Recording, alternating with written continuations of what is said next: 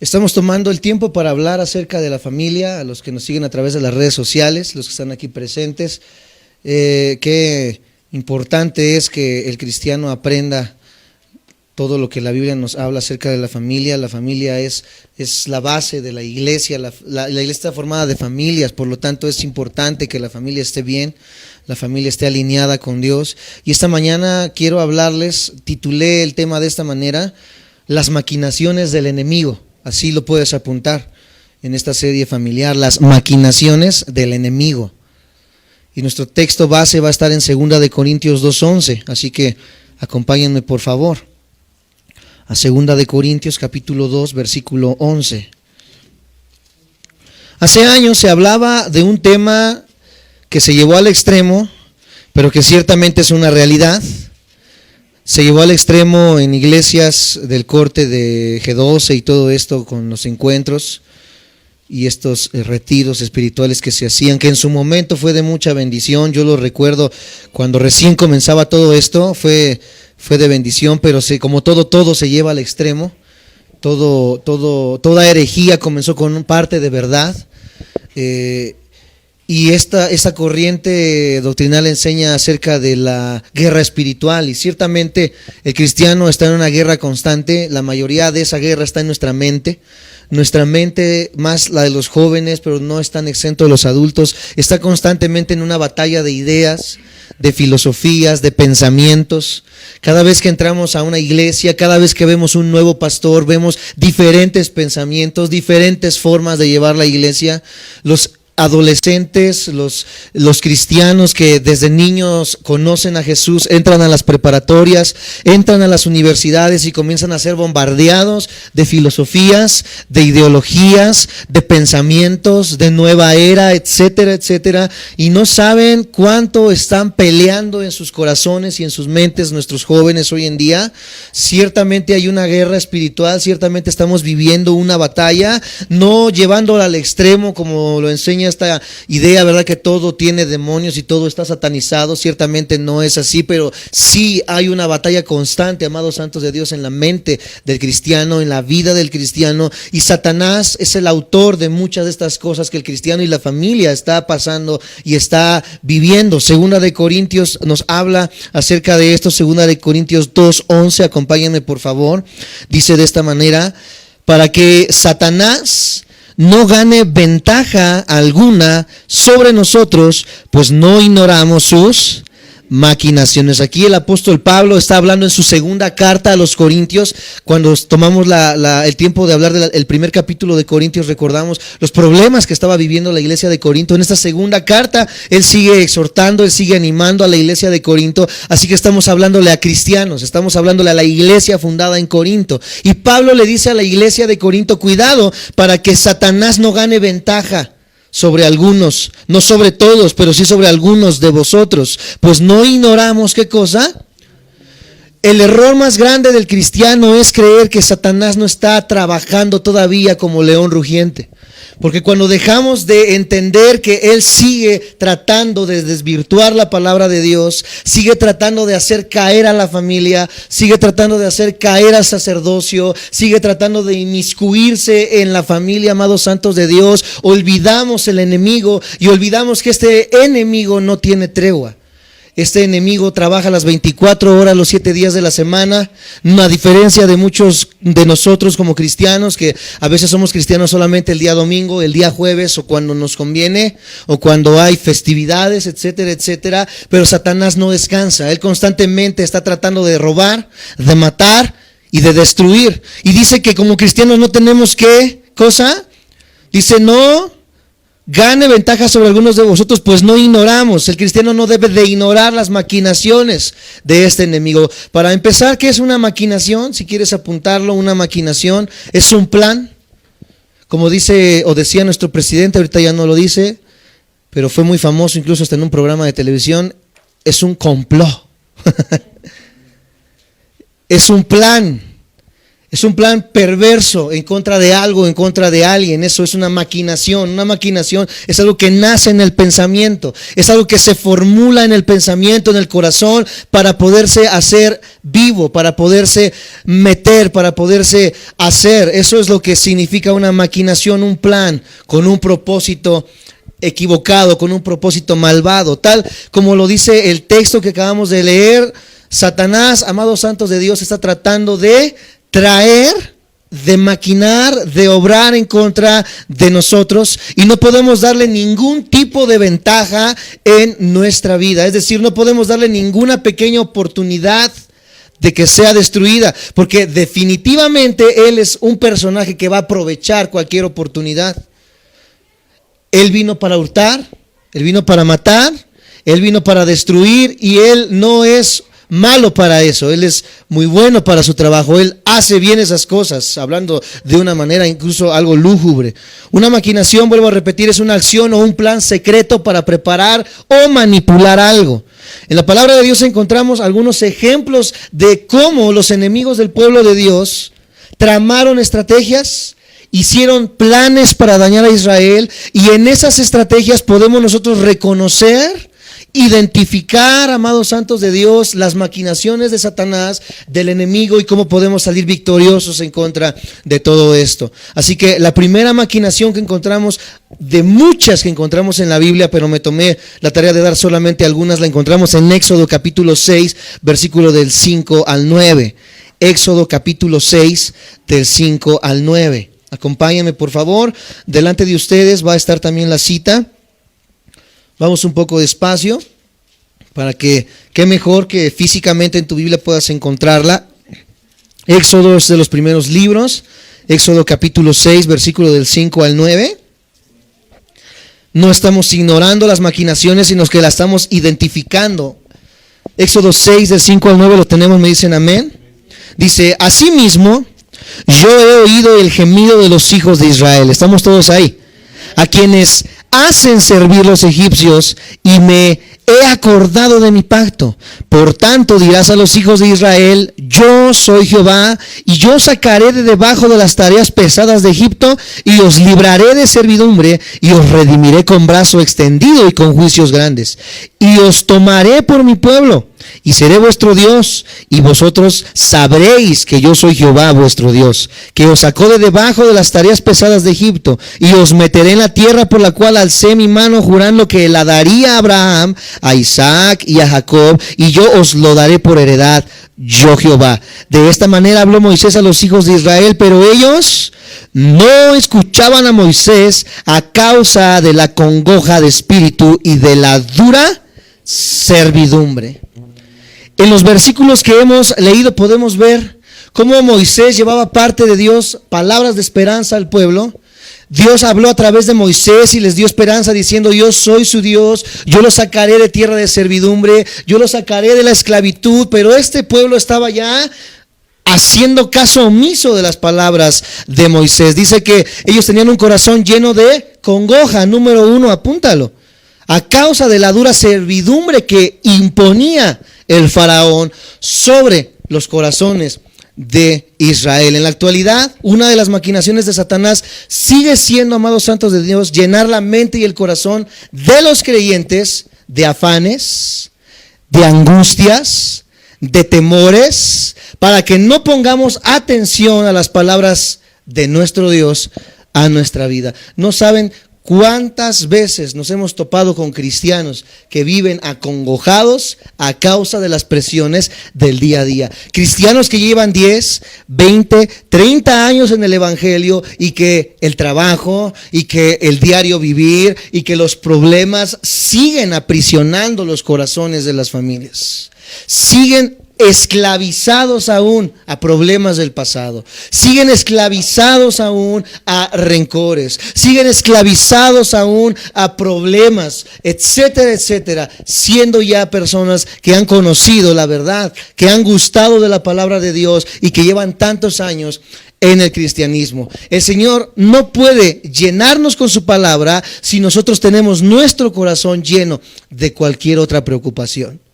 Personas que vienen preocupadas a la iglesia y que vienen, ¿verdad?, aquí y están pensando en el que el día lunes van a entrar a trabajar temprano. Y están en la predicación, están aquí en la iglesia, pero su mente anda divagando por otro lugar. Mujeres que se les olvidaron los frijoles prendidos en la estufa, no saben si lo prendieron, si lo apagaron, se vinieron y están pensando en que los dejaron prendidos y no están en lo que deben de estar. Eso es en el mejor de los casos, porque en el peor de los casos vienen con problemas, vienen con heridas en el alma, vienen con rencores, vienen con odio, vienen con tantos pensamientos que hacen que la mente del cristiano no esté en la exposición de la palabra de Dios. Amados santos de Dios, el Señor no puede llenarnos, vuelvo a repetir, de su palabra si nuestro corazón está lleno de cualquier otra cosa. Cada vez que nos presentamos delante de nuestro Señor, nuestro corazón tiene que ser una vasija que esté recíproca a recibir la enseñanza de nuestro Dios. Vamos a leer San Juan capítulo 2 para poder ver esta verdad. San Juan 2, versículo del 6 al 7, acompáñenme por favor. Encontramos los evangelios, ya los empiezan a ubicar, Mateo, Marcos, Lucas, y de ahí encontramos Juan. San Juan 2, versículo del 6 al 7.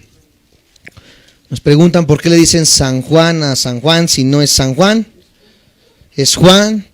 Recordemos, ¿verdad?, que nuestra Biblia es una Biblia que fue traducida por personas que venían correteadas del catolicismo, así que conservaron algunas de las palabras, pero al final de cuentas Juan era santo, nosotros somos llamados santos, no porque nos prendan veladoras, sino porque somos apartados. ¿Sí recuerdan lo que significa la palabra santo?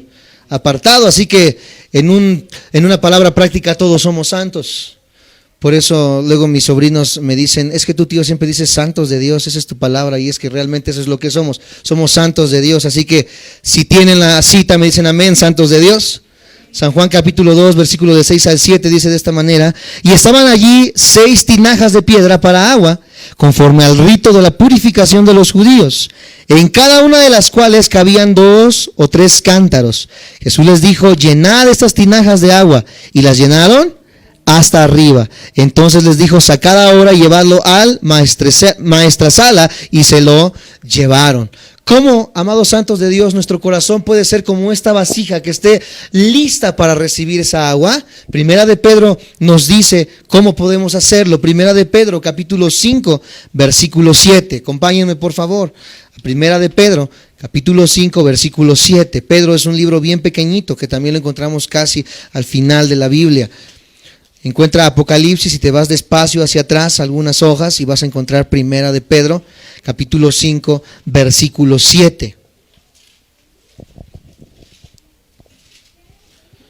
¿Cómo podemos, amados santos de Dios, permitir que nuestro corazón sea una tinaja que va a recibir el agua de la palabra de Dios? Primera de Pedro 5, 7 es una cita que deberíamos aprendernos de memoria a todos los cristianos. Dice de esta manera, ¿todos lo tienen? ¿Me dicen amén? Echando toda vuestra ansiedad sobre Él, porque Él tiene cuidado de vosotros. Cristianos atribulados, cristianos con constantes problemas de depresión, con constantes problemas de enojos, con constantes problemas del carácter, con constantes problemas que están acarreando y arrastrando de años atrás, amados santos de Dios. ¿Cómo podemos librar nuestro corazón de estas maquinaciones, amados hermanos? Este pasaje de Primera de Pedro 5:7 resume verdaderamente lo que es la fe. Sabemos y estudiamos en Casas Reales que la fe es la certeza de lo que se espera, la convicción de lo que no se ve, pero yo tomo este pasaje de Primera de Pedro como una muestra de lo que es la fe. La fe ciertamente es esta. La fe es, dice, que estar conscientes que Dios tiene cuidado. Eso básicamente es la fe. Las personas que viven constantemente y no sé cómo le voy a hacer, y es que el lunes tengo que entregar tal trabajo, y es que el lunes van a entrar los niños a la escuela, y es que no hemos comprado los útiles, y es que no me va a alcanzar para cerrar la semana, y viven todos respirando, y todos atribulados, y todos cansados en la semana, y ya llega el jueves, y por tanta tribulación, por el naufragio de la semana, el esposo llega todo cansado, todo enojado de lo que vivieron en el metro, etcétera, etcétera. La esposa, ¿verdad?, también con los problemas de los niños en la casa. Pues cuando llegan los dos se unen y se forma una bomba, amados hermanos. Tantito se necesita una palabra que encienda la mecha para que el matrimonio esté peleando. ¿A causa de qué? De que nuestro corazón está lleno de cualquier otra cosa, pero menos del consejo de la palabra de Dios. Por eso hay tantos problemas dentro. Estamos hablándole a cristianos. No hablemos fuera ahora de la iglesia, ¿verdad? Que sabemos que allá afuera es una bataola, es un campo de batalla, ahí no hay tregua. Pero aquí como cristianos, los que deberíamos ya entender que todas nuestras ansiedades reposan sobre de nuestro Dios, seguimos siendo atribulados por los mismos problemas. Ya no por la tribulación que provoca el predicar el evangelio, sino porque nosotros mismos no le estamos dando el espacio a ser llenados de la palabra de Dios. ¿Me siguen? ¿Me dicen amén? La fe se resume en esto. No alcanza la semana, descansa, porque Pedro nos dice, Dios tiene cuidado de nosotros. Parece que se va a perder el trabajo y ya no va a haber trabajo. Ten tranquilidad porque Dios tiene cuidado de nosotros. Llegó tu esposo bien atribulado, todo estresado y te dice, mi amor, no sé cómo le vamos a hacer, me corrieron del trabajo. Tú como esposa, tú como mujer virtuosa, como ayuda idónea, abrázalo. Dale consuelo como esposa y dile, mi amor, Dios tiene cuidado de nosotros. No estamos solos. No estás sola, no estás solo. Dios tiene cuidado de nosotros. ¿Qué más seguridad necesita el cristiano, amados santos de Dios? ¿Por qué el cristiano sigue viviendo atribulado si está la promesa de que Dios cuida de nosotros? Creo que no hay promesa más preciosa que esta. Ahora el problema es, ¿lo crees? Algunos dicen amén, pero como que su corazón dice, híjole, quién sabe. Es aquí donde verdaderamente entra la fe. No solamente la declaración de fe, como nos lo dicen estos grupos, ¿verdad? De doctrina de prosperidad. Decláralo, ¿verdad? Establécelo con tu boca, etcétera, etcétera. La fe no nada más es estar aventando declaraciones a diestra y siniestra. La fe es confiar que en medio de la tempestad, Dios está al cuidado de nosotros. Ahí es donde la verdadera fe se desarrolla, amados santos de Dios. No en decirle al Señor, yo tengo fe que ese Mustang del año va a ser mío. Eso no es fe, amados hermanos. Eso se llama metafísica. La fe, amados santos de Dios, es creer que en medio de la escasez, Dios va a poner siempre la mesa. La fe es creer que en medio de donde no hay empleo, Dios va a proveer.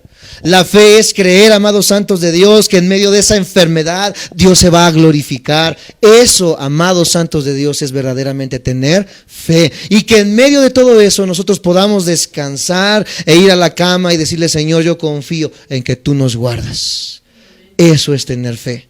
Así que Primera de Pedro 5:7 es algo que nos debemos de aprender de memoria. Está bien facilito. Echando toda vuestra ansiedad sobre de Él. ¿Sobre quién echas tu ansiedad? ¿Vas con la doctora Corazón? ¿Vas con Walter Mercado? ¿Vas con tu compadre? ¿Vas con tu comadre? Y a ellos es a los que les sueltas tu ansiedad. Y le dices, compadre, yo creo que ya la chencha ya no me ama. ¿Por qué, compadre? Porque ya no me hace piojito en las noches como me hacía antes. No, compadre, ¿cómo cree? Pues métale sus cachetadas. ¿Cómo cree que se va a estar dejando, compadre? No, vaya y dígale quién manda en esa casa. Ay, comadre, ¿qué cree? Que mi esposo yo creo que me anda engañando, comadre. ¿Por qué dice eso? Es que lo veo bien raro, ¿verdad? El teléfono tiene contraseña, no me deja llamar, etcétera, etcétera. Algo pasa en mi matrimonio. ¿Qué te aconseja la comadre? Pues déjalo. Si yo te dije que estaba re feo, no sé por qué le hiciste caso. Viendo tantos manguitos petacones allá afuera que te están buscando. Todavía estás guapa, estás joven, búscate otro. Y así el mundo nos aconseja, amados santos de Dios, con tantas tonterías. Los valores morales se han desvirtuado. La familia ya no existe allá afuera. En el momento en que algo no funciona, ya los chavos, los adolescentes dicen, vamos a probar a ver si funciona, ¿verdad? Ya no hay matrimonio, ya no hay nada que nos comprometa, ¿verdad?, a una unidad, sino que todo ya es fugaz. todo ya se acaba, todo se rompe, todo se desvirtúa, amados santos de Dios. Pero debemos una vez más comprender y entender que cualquier problema que podamos atravesar, amados santos de Dios, nada es más grande que un Dios todopoderoso. Ese Dios que en el Salmo 91 nos dice, amados santos de Dios, que acampa alrededor de los que le buscan, es el Dios que guarda de nosotros. Yo estoy alegre por esto, no sé si ustedes digan amén. Cuidado, amados santos de Dios, de llenar nuestra mente y nuestro corazón de angustia y de preocupaciones. Llenemos nuestra mente con la palabra de Dios. Una segunda maquinación que encontramos en esta pelea que vivimos diariamente es no dejar de alimentarnos espiritualmente. Vamos a Jueces, capítulo 6. Acompáñame, por favor. Jueces está en el Antiguo Testamento. Adelante de Deuteronomio, Josué. Sí, esa es la clásica, ¿verdad? Cuando empezábamos a predicar, confundíamos Josué con Jueces, o Elías y Eliseo. Yo cuando empecé a predicar subía a Moisés al arca. Abraham mataba a Isaac. Híjole, hacía tantas cosas que hacía, ¿verdad? Es algo normal. Eliseo se convertía en Elías, ¿verdad? Pero cómo es la gracia de Dios que a pesar de todo eso las almas venían a los pies de Cristo. Ahí es donde le doy gracias a Dios porque es su obra, amados santos de Dios. Qué precioso es que Él pueda utilizar personas como nosotros. Hoy en día pues vamos creciendo, vamos entendiendo y ya diferenciamos entre Jueces y Josué, gracias a Dios. Jueces capítulo 6, versículo 1 al 4, cuando lo tengan me dicen amén. Jueces 6, 1 al 4 dice de esta manera, una vez más al pueblo de Dios: los hijos de Israel hicieron lo malo ante los ojos de Jehová. Híjole, que ni les gustaba a estos hijos de Dios, ¿eh? Y Jehová los entregó en manos ¿de quién? Por 7 años. Jehová los entregó al enemigo. Jehová los entregó a manos de los madianitas. Hoy en día, amados santos de Dios, creemos que la voluntad de Dios tiene dos cosas. Una es directiva y es permisiva. Dios puede dirigirte hacia su plan perfecto, pero también puede permitir, amados santos de Dios, cosas, como vamos a ver ahorita en estos pasajes. Dice, y la mano de Madián prevaleció contra ¿quién? Israel, y los hijos de Israel por causa de los madianitas se hicieron cuevas en los montes y cavernas y lugares fortificados, pues sucedía que cuando Israel había sembrado, subían los madianitas y amalecitas y los hijos del oriente contra ellos subían y los atacaban, y acampando contra ellos destruían los frutos de la tierra hasta llegar a Gaza, y no dejaban que comer en Israel ni ovejas, ni bueyes, ni asnos. No dejaban absolutamente. Los madianitas fueron uno de los enemigos del pueblo de Dios y ellos usaron una estrategia que les dio resultados para afectar a Israel. No los dejaba alimentarse. No los dejaban alimentarse. Versículo 4, una vez más, ¿cuál era su plan? 6:4 dice, y acampando contra ellos destruían los frutos de la tierra hasta llegar a Gaza, y no dejaban que comer a Israel ni ovejas, ni bueyes, ni asnos. Los estaban matando de hambre. ¿Cuál es una de las maquinaciones de Satanás contra la iglesia de hoy? Quitar el alimento de los púlpitos. Las iglesias ya no están predicando, amados santos de Dios, la palabra de verdad.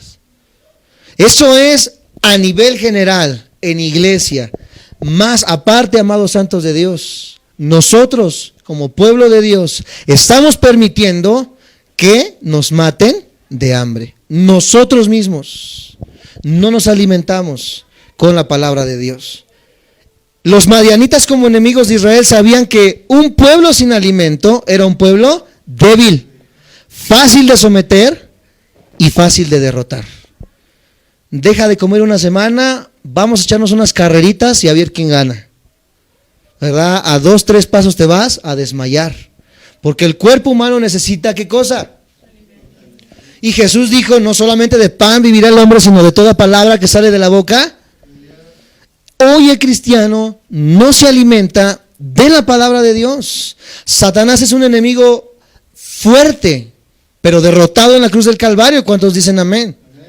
Es por eso que Él no quiere, amados santos de Dios, enfrentarse a cristianos fuertes, a cristianos llenos de la palabra de Dios. Por eso, una de las estrategias que encontramos en contra del enemigo es matar a la iglesia de hambre. Porque mientras menos alimento haya, más débiles somos para caer en pecado.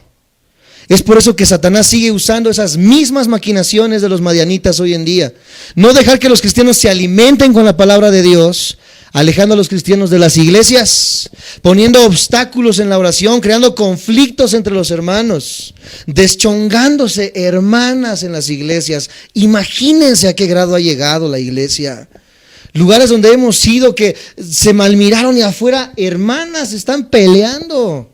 Y no a palabras, a golpes. Y a estos hermanos tú les preguntas, ¿cuántos años llevan de conocer a Cristo? 30 años, hermano. En 30 años, ¿cuántas veces te has discipulado? ¿A cuántos estudios bíblicos vas? Etcétera, etcétera. Pues a ninguno, hermano. ¿Por qué? Porque el trabajo no me deja. Porque mi esposo, porque mi esposa, porque mis hijos, porque el quehacer, porque etcétera, etcétera, etcétera, etcétera, etcétera, etcétera. Por eso estamos con la anemia espiritual que tenemos. Satanás siempre buscará la manera de ir poco a poco alejándonos del alimento espiritual. Y tenemos que saber que muchas veces Él no está interesado en atacarnos con el fuego de la prueba sin antes estar todos convalecientes por no estar alimentados. Cuando Jesús estuvo 40 días en el desierto, ¿cuándo fue que Satanás se le presentó con la tentación? Cuando estaba hambriento. Después de 40 días sin alimento fue que se le presenta, porque el ser humano, amados santos de Dios, sin alimento es un flanco fácil de las tentaciones. Tenemos que reconocer en nuestra vida todo aquello que Satanás puede estar usando para alejarnos del pan de vida que es Cristo. Mateo 16, versículo 23, acompáñenme por favor.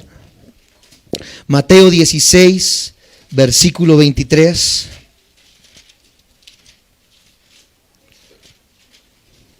Dice de esta manera: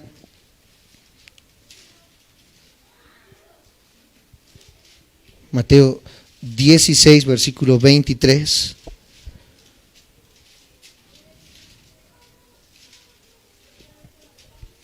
Cuando lo tengan me dicen amén. 16, 23 dice: pero él, volviéndose, o sea Jesús dijo a Pedro: quítate de delante de mí, Satanás, me eres tropiezo, porque no pones la mira en las cosas de Dios, sino en las cosas de los hombres. Somos tropiezo cuando no ponemos las cosas la mira en las cosas de Dios, sino en las cosas de los hombres. Podría enumerar la lista de qué son las cosas de los hombres, pero creo que es más que lógico entender cuáles son las cosas de los hombres, anteponerlas antes que las cosas de Dios. Aquí no está hablando Jesús de que dejes tu empleo, de que dejes tus labores, de que dejes las cosas que tienes que hacer como un ser humano, amados santos de Dios. De lo que se está hablando es de las prioridades que tenemos como hijos de Dios, y que nunca unas prioridades de hombres sustituyan a Dios en ese primer lugar. ¿Me siguen? Me dicen amén. El alimento es algo que necesitamos sí o sí. Y hoy cuando salgamos de este lugar tenemos que identificar qué es lo que está impidiendo que nosotros nos alimentemos. Otra tercera maquinación, otro tercer plan que encontramos en contra de la familia es entrar a destruir nuestra vida por medio de los sentimientos. Jueces 16, una vez más, acompáñenme a Jueces, capítulo 16. La puerta de los sentimientos. Jueces 16, versículo 3 al 5. Jueces 16, 3 al 5. Cuando lo tengan me dicen amén. Dice, ¿todo lo tenemos? Veo todavía que a algunos les faltan. No se preocupen, vamos despacio. Vamos despacio. Jueces 16, versículo 3 al 5. Perfecto, dice de esta manera: mas Sansón, ¿cuántos conocen la historia de Sansón? Durmió hasta la medianoche, y a la medianoche se levantó, y tomando las puertas de la ciudad con sus 2 pilares y su cerrojo, se las echó al hombro, y se fue y la subió a la cumbre del monte que está delante de Hebrón. Después de esto aconteció que se enamoró de una mujer en el valle de Sorek, la cual se llamaba Dalila. Y vinieron a ella los príncipes de los filisteos y le dijeron: engáñale e infórmate en qué consiste su gran fuerza y cómo lo podríamos vencer, para que lo atemos y lo dominemos, y cada uno de nosotros te dará 1100 siclos de plata. Ya todos conocemos en qué desemboca la historia de Sansón. Es algo muy conocido. Los enemigos de Sansón se dieron cuenta que no había forma de destruirlo. Era una persona que por un toque sobrenatural de Dios tenía una fuerza, ¿verdad?, sobrenatural. No había manera de vencerlo por esta fuerza física que él tenía. Y algunos nos lo imaginamos así bien corpulento, bien grande, ¿verdad? Posiblemente ni siquiera tenía músculos este personaje, porque su fuerza no provenía de los músculos. ¿Su fuerza provenía de quién? No había ninguna puerta que pudiera detener a Sansón. Pero él descuidó la puerta más importante, la de su corazón. Y cuando se enamoró de una mujer filistea, fue el principio de su fracaso. ¿A cuántos jóvenes Satanás no los ha podido hacer caer por medio de vicios, por medio de licor, por medio de las drogas? Pero los destruye completamente cuando abren su corazón a relaciones no seguras, no buenas, delante de los ojos de Dios. Yo he visto a tantos hombres caer por una mujer, y muchos de ellos pastores, personas que presidían delante de una congregación, como muestra no para espantarnos, sino para saber la condición en la que se encuentra la iglesia.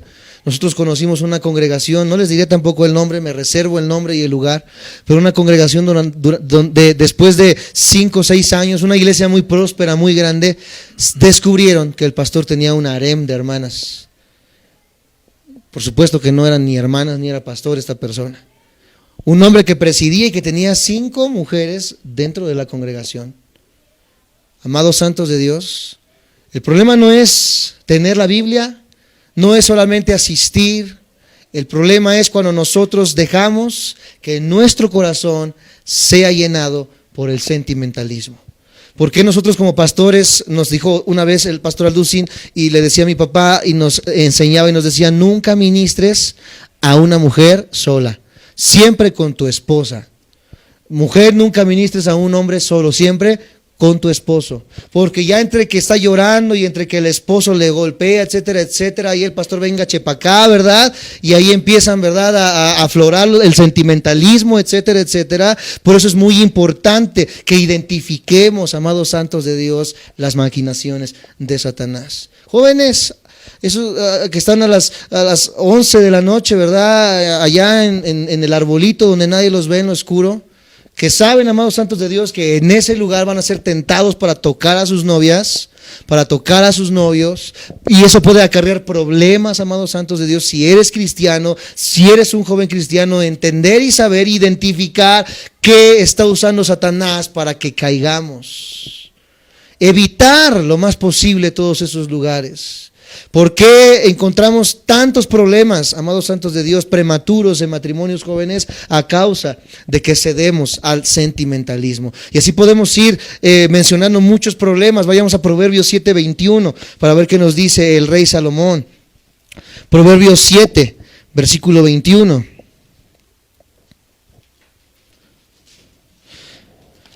Recuerdo cuando éramos adolescentes, Proverbios, después de Salmos sigue Proverbios 7:21.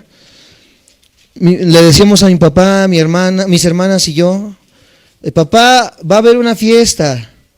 Nuestros amiguitos nos invitaron a una fiesta, ¿verdad? Vamos a llegar como eso de las 9, 10 de la noche, ¿nos darías permiso? Pues mi papá primero no nos decía: no vas porque es del diablo y es pecado y todo eso, ¿no? Siempre nos habló, como decimos los chavos, como dicen los chavos, ¿verdad?, derecha la flecha. Nos decía mi papá: ¿sabes qué va a haber en ese lugar? Pues sí, canciones de Cepillín, ¿no? Agua de horchata. Sí, ¿no? En ese lugar va a haber alcohol, va a haber drogas, va a haber cigarro, va a haber cosas que no van con la vida que tú estás llevando. ¿Estás seguro que tú vas a encajar en ese lugar? Yo por dentro, sí. Sabiendo que no era así, amados santos de Dios. Él nos decía y tenía la confianza, ¿verdad? Mi hermana varias veces llegó a ir a esos lugares, ¿verdad? Tú recordarás, Cari, y le traía a mi mamá los cigarros, mira, nos dieron esto, preservativos, cosas que se daban en el lugar, ¿verdad? Y que es algo normal entre la juventud, pero nosotros, amados santos de Dios, como hijos de Dios, tenemos que comprender que no nos regimos como se rige el mundo. Somos de este mundo, estamos en este mundo, pero no somos de este mundo. Proverbios 7, versículo 21 al 22, ¿qué nos dice acerca de este tema? Proverbios 7, versículo 21 al 22, dice así: pero lo rindió con la suavidad de sus muchas, le obligó con la salamería de sus labios. Después, versículo 22, al punto se marchó tras ella, como va el buey al degolladero y como el necio a las prisiones para ser castigado. De aquí habla de una mujer, ¿verdad?, que engaña al hombre, que le habla suavecito al oído, que le dice, ¿verdad?, con salamería. ¿Saben lo que es la salamería?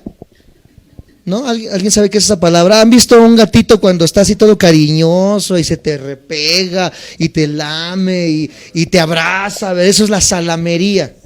Mujeres que vienen y te hacen cosquillitas en el oído y el hombre así. Ay, eres el más guapo de todos, ¿verdad? Como el meme y sale el perrito así todo. Ese es el problema, amados. Los hombres somos tan fáciles de ser conmovidos por una mujer. Tantito te dice mi cielo y tú ya sientes que se quiere casar contigo. Y lo único que quiere es tu dinero, lo único que quiere, ¿verdad?, es diversión, lo único que quiere es que pagues lo que ella quiere que pagues, y al final de cuentas no le importa si se lleva de corbata tu matrimonio, si se lleva de corbata tus 10 años de casado, si se lleva de corbata tus 3 hijos, etcétera, etcétera. Y no solamente, también las mujeres, también los hombres. Qué labiosos son los hombres. No, tú eres la única, no, yo ya con mi esposa nada, ¿verdad? Dormimos en camas separadas. Y está la mujer, ¿será? ¿En serio? Y están en el WhatsApp, en el Messenger, ¿verdad? Viendo a estas tentaciones, que ni tentaciones son porque están todos feos los señores, pero bueno, cediendo, amados santos de Dios, ante las maquinaciones y cómo Satanás está obrando hoy en día a través de las redes sociales. Qué peligro tan grande vemos y encontramos hoy en día con estos aparatos. Amados santos de Dios, no tener en cuenta las maquinaciones de Satanás. La siguiente que podemos encontrar es usar personas que nos quiten nuestro corazón la semilla de la palabra de Dios. Marcos 4, versículo 15, acompáñenme por favor. Tenemos Mateo, después encontramos Marcos enseguida. Marcos capítulo 4, versículo 15. Cuando lo tengan me dicen amén. Marcos 4, versículo 15, dice de esta manera: y estos, ¿estamos ahí? Son los de junto al camino, en quienes se siembra la palabra, pero después que la oyen, enseguida viene Satanás y quita la palabra que se sembró en sus. Satanás utiliza personas, medios, pensamientos que pueden ser nuestros propios amigos, familiares, esposos, padres, para quitar la semilla de la palabra de Dios de nuestros corazones. ¿Y cómo lo hace? Muchas veces por medio de críticas, por medio de burlas, por medio de señalar el mal testimonio de algún cristiano, ¿verdad? Y dices que eres cristiano y vas a la iglesia y mira, sí, yo sé que todos los cristianos son iguales. No, ¿a poco ya te crees el santito? Ya te crees el aleluyo, ya porque ya traes tu Biblia bajo el brazo, ¿verdad? Ya te llevas a tu esposa a la congregación y te llevas a tus hijos, etcétera, etcétera. ¿Cuántas veces hemos experimentado esto? Y es una realidad, que en el momento en que tú digas soy cristiano, toda tu familia, todos tus amigos van a voltear a verte para ver en qué te equivocas, para criticarte. Para ver en qué fallas, para criticarte. Ellos pueden beber, pueden tener amantes, pueden hacer lo que quiera, pero tú tantito dices que eres cristiano y la más mínima cosa que hagas, te van a señalar y te van a decir, uy, ¿no que ibas a la iglesia? Uy, ¿no que ya fuiste con el pastorcito a que te sacara los chamucos? Etcétera, etcétera. ¿Cuántas voces de estas negativas hacen, amados santos de Dios, menguar la palabra de Dios en nuestros corazones?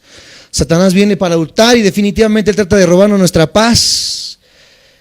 Pero lo primero que quiere robar de nosotros es la palabra, como lo hizo con el rey Agripa por medio de Festo. Hechos capítulo 26, acompáñenme por favor. Hechos capítulo 26, después de Juan, el que leímos hace ratito, sigue Hechos.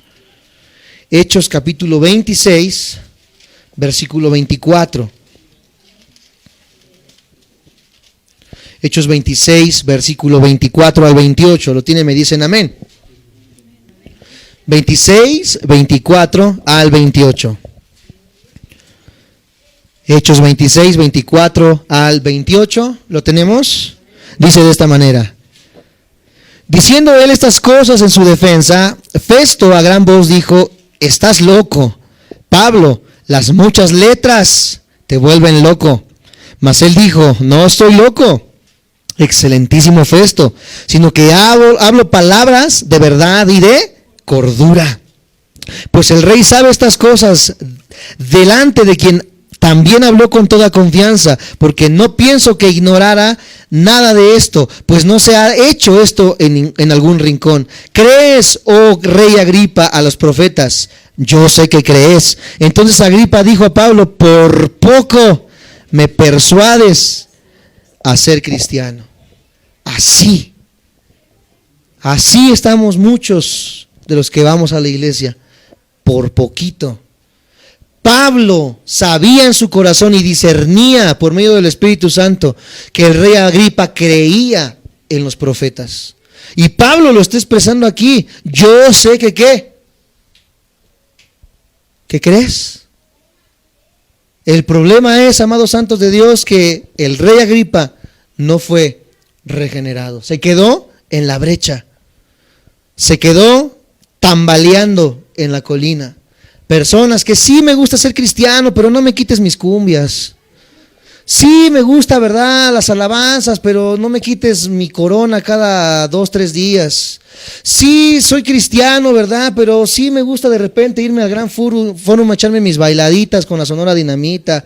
Sí soy cristiano, pero también de repente me gusta, ¿verdad?, ir a lugares, etcétera, etcétera. Personas que viven así, un pie acá y un pie allá, como el rey Agripa, por poquito. Sí, están muy bonitas las alabanzas, mira, los consejos que nos das de la palabra son muy buenos, ¿verdad? Pero eso de ser cristiano no es tanto para mí. Comparto, creo que Dios existe, pero amados santos de Dios, no hay un verdadero convencimiento, no hay un nacimiento de nuevo, no hay un cambio de mente. Las personas que están así, amados santos de Dios, son las que abarrotan las iglesias todos los días. Van y calman sus conciencias, pero no cambian su situación. La pregunta hoy, amados santos de Dios, ¿somos otro rey Agripa? ¿O el día de hoy la palabra nos motiva, como hablábamos al principio, a cambiar nuestra mente, a cambiar nuestro corazón, velar por nuestra familia y seguir adelante en la búsqueda del conocimiento de la palabra de Dios? Cierra tus ojos así como están. Vamos a darle gracias a Dios y pedirle que nos enseñe a identificar todas estas cosas en nuestras vidas para poder salir adelante de todas ellas. Señor Jesús, en esta hora te doy muchas gracias, porque en medio, Señor Jesús, de la congregación podemos ver tu palabra y tu palabra nos transforma, porque por medio, Señor Jesús, de la palabra viene la fe y la fe, Señor Jesús, proviene de ti. Creemos que esta mañana hablas a nuestros corazones y nos invitas a tener cuidado, Señor Jesús, de nuestra familia. Cuidado de no ceder, Señor Jesús, ante las maquinaciones del enemigo. Cuidado de no ceder, Señor Jesús, ante nuestro sentimentalismo, ante las críticas, ante el rechazo, Señor Jesús. Cuidado de nuestros hijos, de nuestra esposa, de nuestro esposo. Cuidado, Señor, de guardar a nuestra familia en la fe y que siempre, Señor Jesús, seamos ese vínculo que los lleve hacia ti, Señor, como sacerdotes. como mujeres virtuosas. Ayúdanos cada día que nuestra familia, Señor Jesús, pueda buscar tu rostro. Sabemos que es difícil porque no todos tienen el mismo llamado. Algunos, Señor Jesús, despertamos a tu palabra antes, otros después. Señor, batallamos con nuestros hijos. Pronto estaremos hablando acerca de cómo tratar con hijos inconversos, de cómo tratar, Señor Jesús, con un esposo o una esposa inconversa, mi Dios. ¿Qué nos dice tu palabra de cómo debemos actuar? Señor, yo te pido que día tras día, Señor, estos temas de familia nos ayuden, Señor, para que pronto, Señor, podamos ver a nuestras familias en este lugar reconociendo que tú eres el Señor, no de una manera impositiva ni religiosa, sino con un deleite en sus corazones, reconociendo con conciencia que tú eres el Rey de Reyes y el Señor de Señores. Ese es el anhelo, Señor, de nuestras vidas, que la familia, Señor Jesús, pueda venir a tus pies. Hay una promesa, mi Dios, la promesa está en que creamos, Señor Jesús, en ti, y tú, mi Dios, añadirías a nuestra familia, Señor, al conocimiento de tu palabra. Sabemos que es a causa de nuestro testimonio, a causa de la predicación de tu palabra en nuestras vidas, que esto va a suceder. Por lo tanto, te pedimos que los que estamos aquí presentes nos ayudes a ser más como tú, Señor. Tu carácter, tu pensamiento, Señor Jesús, para dar un buen testimonio a nuestra familia, y que ellos a través de este testimonio puedan aceptar tu palabra, Señor. Que vean que esto no es religiosidad, que vean que esto no es, Señor Jesús, una mera iglesia, Señor, como lo pueden hacer tantas, sino que el vivir en ti, Señor, es una nueva vida, una vida abundante, una vida llena de bendición, de alegría, de paz. Lo que necesita el ser humano es lo que tú nos ofreces. Te damos infinitas gracias, te damos la gloria y la honra en el precioso nombre de Cristo Jesús. Amén. Dale un fuerte aplauso al Señor. Gracias, gracias, Señor Jesús. Amén.